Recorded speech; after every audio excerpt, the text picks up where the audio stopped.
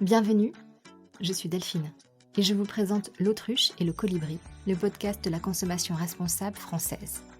Si vous souhaitez comprendre pourquoi consommer mieux et comment faire, vous êtes au bon endroit. Le 15 de chaque mois, je vous donne rendez-vous pour parler de gourdes, de lessive, de dentifrice et bien d'autres sujets de consommation de tous les jours. Et je vous propose des alternatives durables françaises.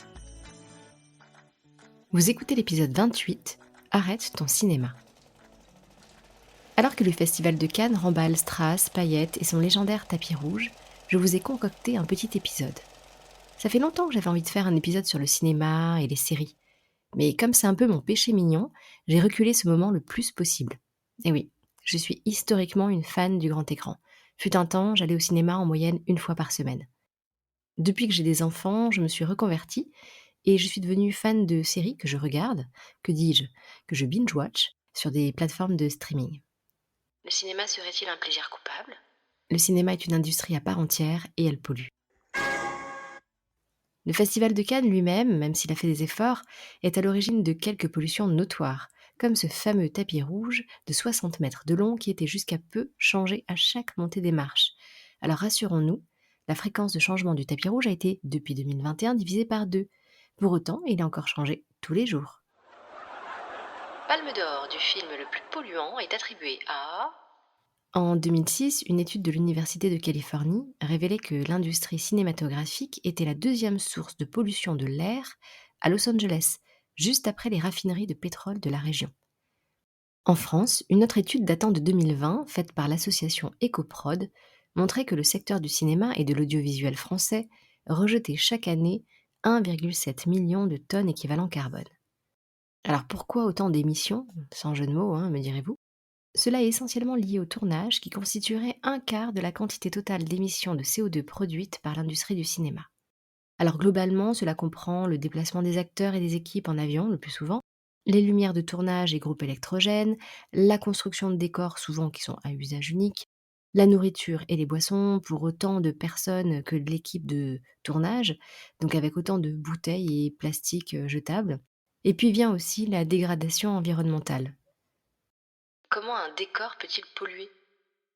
Eh bien, prenons l'exemple de James Cameron. Pour son blockbuster Titanic, il aurait fait construire un aquarium de 65 millions de litres d'eau, qui, bien sûr, a été détruit par la suite. Ok.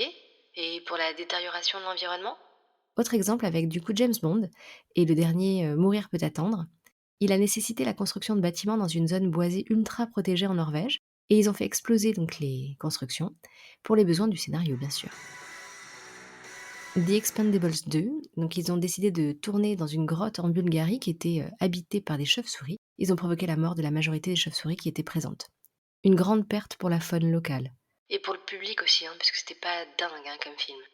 Plus lointain et tout aussi mémorable, la scène d'ouverture d'Apocalypse Now, où une forêt de palmiers part en fumée.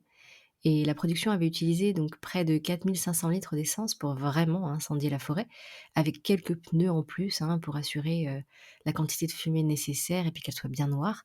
C'est sûr, ça n'a pas aidé la planète, cette histoire. Ces éléments sur le tournage concernent à la fois les films que l'on va voir au cinéma ou qu'on regarde en streaming sur nos plateformes, mais aussi les séries, qui sont de plus en plus nombreuses et qui ont de plus en plus de moyens de production. En tout cas, la prise de conscience est en cours et les blockbusters tentent de devenir plus vertueux.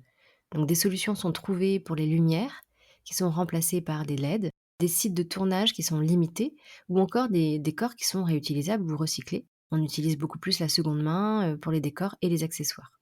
Matrix Reloaded aurait recyclé 11 000 tonnes de décors, par exemple. Et puis certains réalisateurs plantent des arbres pour compenser. C'est le cas de Roland Emmerich, le réalisateur du Jour d'après, qui avait payé une organisation, Future of Forest, pour faire le premier film revendiqué carbone neutral. Aux États-Unis, des initiatives ont vu le jour, et notamment Green is Universe, qui est menée par les studios Universal, et dont l'objectif est de développer les pratiques durables sur les tournages. En Europe aussi, nos voisins belges subventionnent des films à empreinte écologique réduite. À Munich, on trouve l'un des premiers studios de cinéma climatiquement neutres. Ce sont des studios qui vont générer de l'énergie renouvelable au moyen d'hydroélectricité et de chauffage géothermique. Et en France alors ? Eh bien en France, depuis 2010, le collectif Ecoprod a mis en place le Carbon Clap, qui est un calculateur de carbone. Des mesures sont prises pour inciter à limiter la casse, au sens propre et au sens figuré, et donc du coup le bilan carbone. Dorénavant, pour qu'un film ou une série bénéficie de subventions publiques du CNC, le Centre national du cinéma et de l'image animée, la production devra fournir un bilan carbone prévisionnel. Ecoprod avait conçu un guide de l'écoproduction, un outil qui était destiné vraiment à favoriser la prise en compte des enjeux environnementaux dans les productions cinématographiques. Alors il fournit dans ce guide quelques chiffres sur la quantité de CO2 produite selon la durée du film ou de l'émission. Et saviez-vous que la production d'une heure d'émission télévisuelle correspond à 10 tonnes d'équivalent carbone? Ce guide liste les bonnes pratiques qu'on a vues précédemment, parmi lesquelles l'éco-conception des décors, la récupération et le recyclage des chutes de matériaux. À partir du 1er janvier 2024, les aides du CNC seraient conditionnées au respect d'autres obligations en matière environnementale, donc des choses sont à venir pour pouvoir continuer à avancer sur ce sujet et cette prise de conscience. Mais les effets sur l'environnement ne s'arrêtent pas à la production, car une fois le film fini, vient l'étape de sa promotion, et à cette occasion, les acteurs sont envoyés un peu partout dans le monde, et souvent en avion. Et puis vient aussi notre pollution à nous. À nous? Et oui, nous aussi, on a notre part dans cette histoire.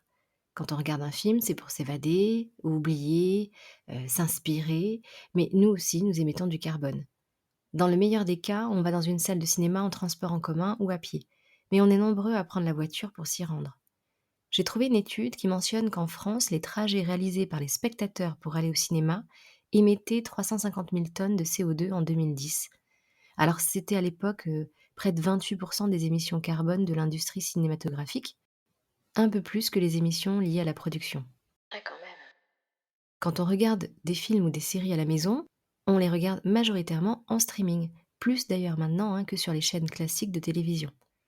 Cela exige de l'énergie électrique, mais aussi des produits électroniques, comme nos écrans télévisés, nos tablettes, téléphones, qui sont d'ailleurs de plus en plus nombreux à domicile. Pour le streaming, le gros des émissions de gaz à effet de serre vient des tournages. Une étude de 2020, à l'initiative de Netflix, alors un des leaders du streaming, estimait que 50% des émissions de CO2 provenaient des tournages, 45% étaient liés au bureau et au marketing, et seulement finalement 5% étaient liés à l'infrastructure, du stockage et de diffusion. Si on exclut la part des tournages, regarder un épisode d'une série reviendrait à faire 300 mètres en voiture. Une heure de visionnage, ce serait 36 grammes à 55 grammes de CO2 émis en moyenne en Europe. Carbon Trust et l'Agence internationale de l'énergie sont à l'origine d'études qui incluent dans ces calculs les data centers, les réseaux et les appareils utilisés pour le visionnage. Je vous avoue qu'en écrivant cet épisode, je pensais que le poids des data centers serait énorme et que le streaming serait bien plus impactant. Mais il y a eu beaucoup d'améliorations côté data center concernant l'efficacité énergétique. Alors ça n'empêche que ça consomme des quantités astronomiques d'énergie.